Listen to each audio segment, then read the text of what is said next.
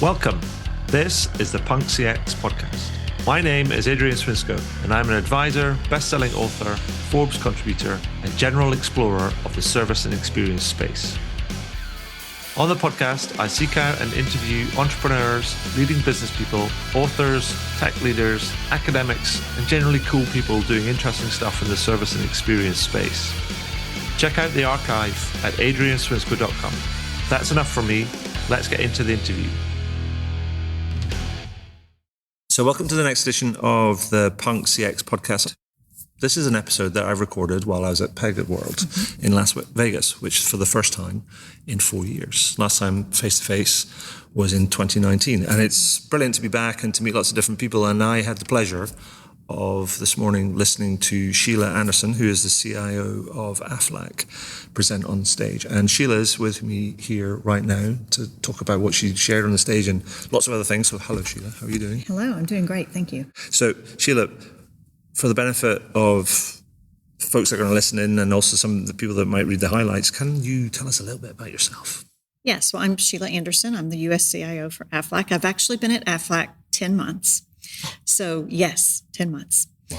So I've spent about the first 6 months doing a lot of learning and listening to the organization to understand what's important and also to understand some of the opportunities that we have to make the company better. So that's really what I'm very much focused on right now. Meeting and greeting, meeting the other peers and leaders in the organization and absolutely learning more about the team that I'm working with and leading as well. Fantastic. And I know you talked on the main stage and you were talking about sort of unleashing the power of Pega AI and automation and things. But there was one thing that you said in your talk where you talked about 50 touches or 50 steps to resolution. Yes. And that realization or that sort of mapping that out and how that started back in 2019. And that's sort of the starting kind of point, that sort of, wow.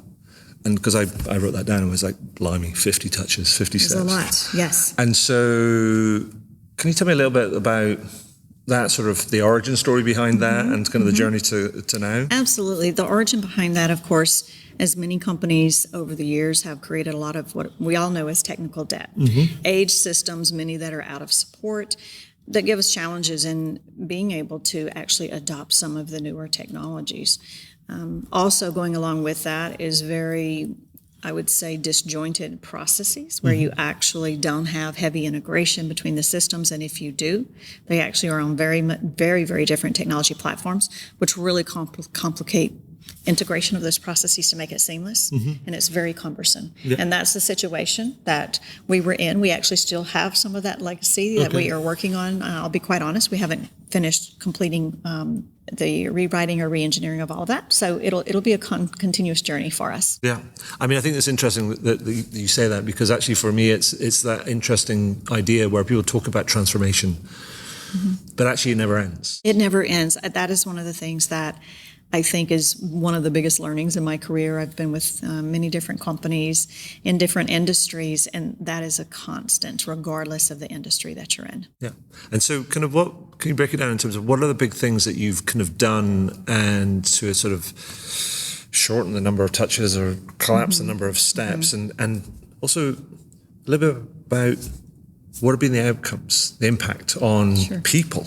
Customers and Sure, and I'll talk a little bit about all of that. So in the beginning, and this was actually started pre my joining Aflac, I've been there 10 months, so this is a very successful initiative working with Pega that was started prior to my joining. It's absolutely one of those that I support us continuing. We've been able to see the value. The initial focus was truly on understanding those the processes, right? And from either whether it be a customer or an agent or a broker or customer care representative, really understanding those processes and doing that end-to-end mapping of what is a day in the life and living a day in the life of your customer. That was key. And then from there, identifying the opportunities to make that better. And then, of course, the team had already selected Pega. So we're really at a point of being able to scale that and maturing that in the organization. It's made a huge difference. The impact has been on absolutely the engineering teams. We work with partners, so of course skilling and making sure that we have teams that are trained to leverage the Pega capabilities. There's a difference in the level of, I would say, detailed engineering skills that are needed just because of some of the more enabled approaches that Pega has deployed.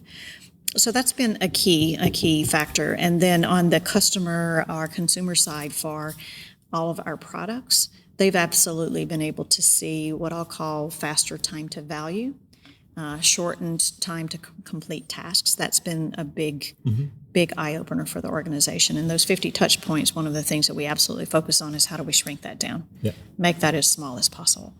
And because the other thing that you talked about is, and you've mentioned it kind of there about the different teams, different engineering teams, because one of the themes of your talk was also about building this innovation kind of pipeline using the sort of the low-code kind of platform and things.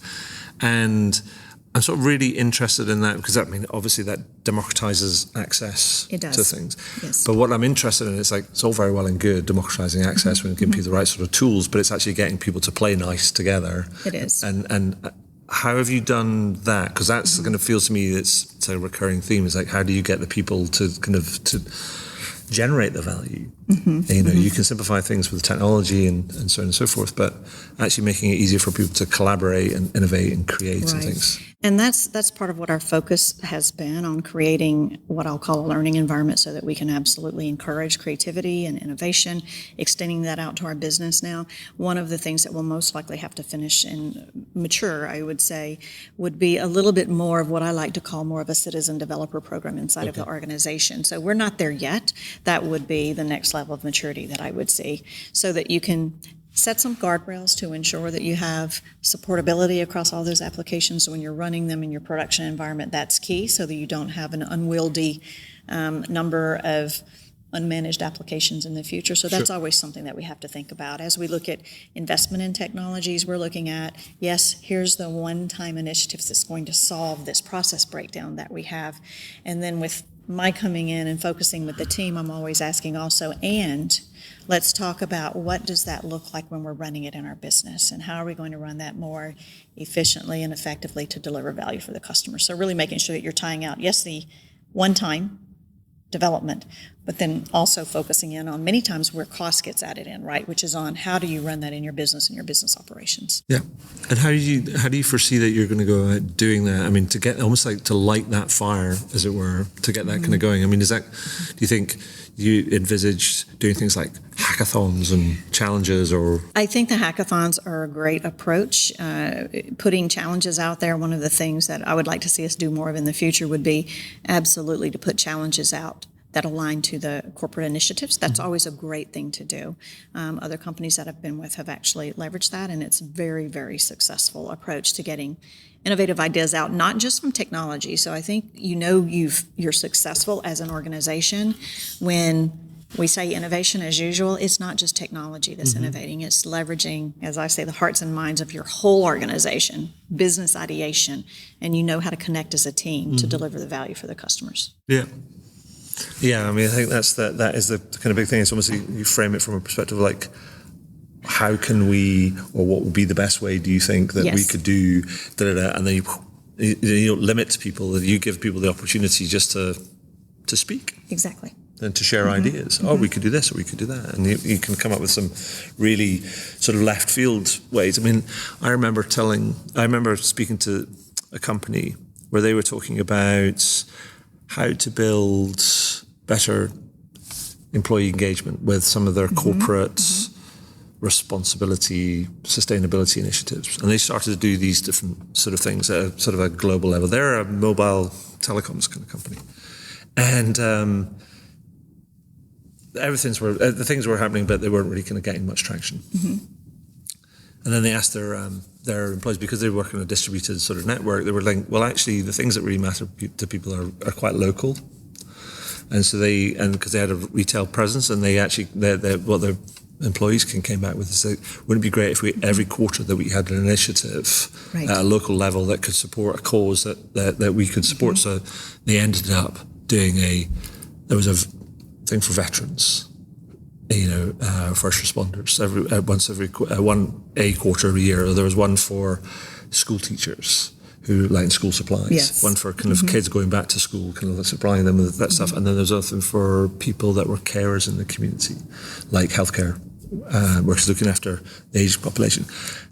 And they did that, and they locally, and it's each sort of unit run their own kind of program. Their kind of numbers are just crazy in terms of what they did and what they achieved and the level of engagement and impact that they had, because it all came from them. Exactly. And I think the more that you can do that, that's why for me, when I came into AFLAC, I spent a lot of time just listening and asking questions. There was no plan in the first 6 months. I listened.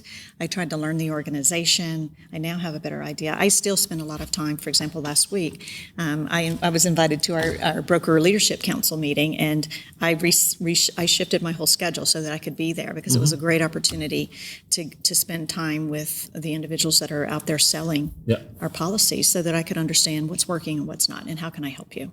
And it was also a great opportunity to do some knowledge sharing also. I simply asked them, what are you interested in hearing about from technology? And I pivoted my whole conversation to share with them what they wanted to hear about. So what's next? I mean, you've got this kind of everything's teed up. Yes, what's next? So absolutely maturing, especially the work that we're doing with PEGA. We've seen great value, so we'll be expanding those capabilities. Of course, in an organization the size of AFLAC, we also have many other technologies. Of course, we have a huge legacy footprint. One of the key initiatives that I have started for the next 2 years, we've actually started rather late, I would say, our full journey to the cloud. Okay. So in the next 2 years, we'll be migrating, focusing first on all of our distributed capabilities, moving that to the cloud in what I'll call a phase one. You're never totally complete, but that will give us that jump start. We've already migrated our very largest enrollment capability to the cloud and seen the benefit from that, moved it from a rather unstable environment to a very stable environment where we can implement change quite seamlessly. So we're already seeing those benefits, and then subsequent to that, we'll start down the path of looking at those full replacement of the mainframe. We do have a legacy mainframe that will be a huge undertaking. So all of that, while still delivering the added value to our business, you have to be able to balance some of these big initiatives and figure out how do we, as I say, peel the onion to make it more palatable, so there is not an ask for some massive amount of investment.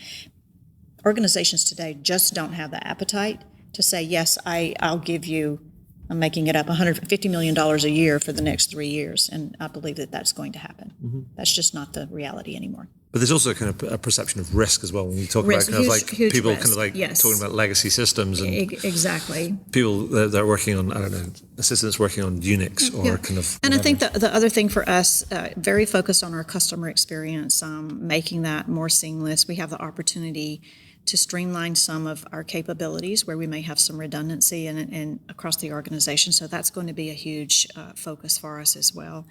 And of course, the data layer for us is always a focus. So really making sure that we are furthering our journey to the cloud and supporting that and enabling that with data. Because if you don't have the equal focus on data and making sure you have the data that's clean and structured appropriately, you're just going to run up against a lot of brick walls. Sure. So it's running all of these things in parallel.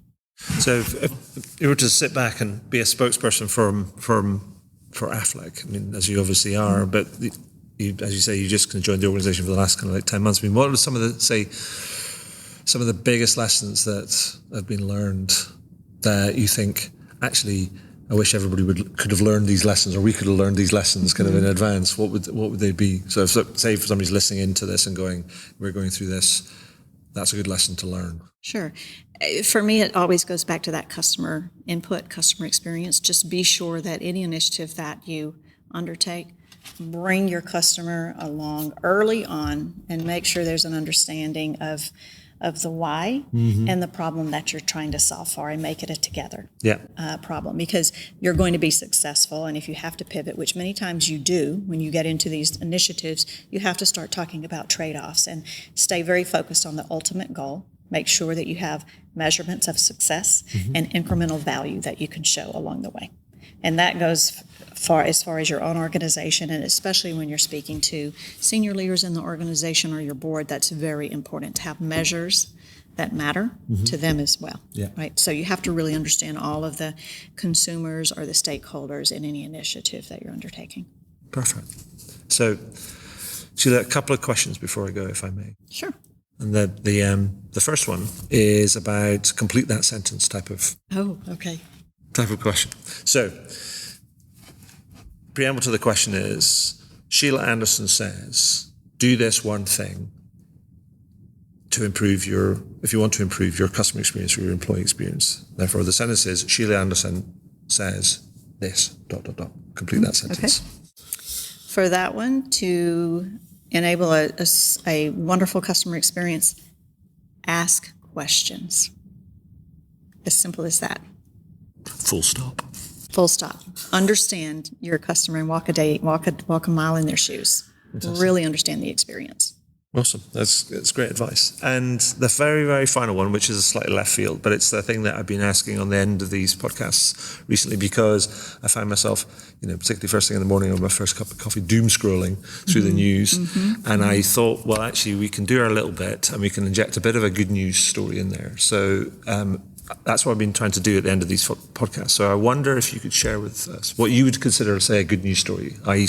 what's the most interesting, exciting, or thing that made you smile in the last week? Absolutely. Well, one of the things, and I've talked about it quite a bit, that makes me smile about Aflac in general, I'm very proud of our focus on service and serving the community. We were founded originally as a cancer company, and we have a huge focus on children with cancer and sickle cell anemia. So that's been a huge focus for the organization. We actually have a wonderful robotic Aflac duck that we provide to those children. It's also a focus on somewhat the mental health side of going through those procedures as well. So that's something that I'm really proud of.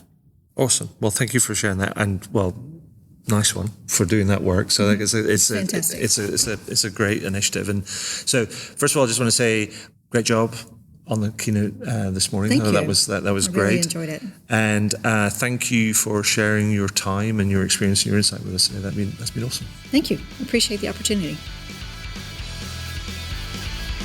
Wow, what a great interview. I hope you enjoyed it. I know I did. Find out more about me and the work that I do at adrianswinscoe.com. Do leave a review on your favorite podcast platform. And if you have any comments, feedback, or questions about the podcast, then feel free to send me a message to podcast@adrianswinscoe.com. And do tune in again. Thanks very much.